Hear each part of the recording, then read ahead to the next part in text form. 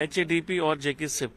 ये हमारी flagship programmes हमारे हैं यूटी सरकार के, ठीक है। और इसमें डिफरेंट इनिशिएटिव्स हम लेते हैं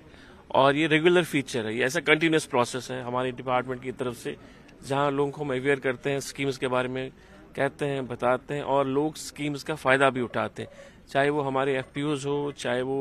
रूरल बिजनेस हब्स जहां पर हमारी एक्टिविटी हो, डिफरेंट कंपोनेंट्स में जहां हम सब्सिडीज देते हैं वो लोग आते हैं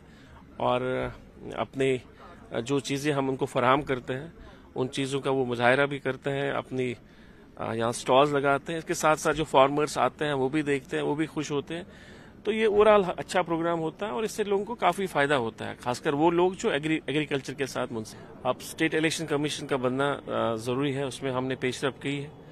और मुझे लगता है कि आने वाले दिनों में इंशाल्लाह हमें उसमें भी पेशरफ हो जाएगी। एक बार उनकी नियुक्ति हो जाती है स्टेट इलेक्शन कमीशन की, उसके बाद जो बाकी प्रोसीजर्स होंगे, जो लवाजमात होंगे वो भी पूरे किए जाएंगे।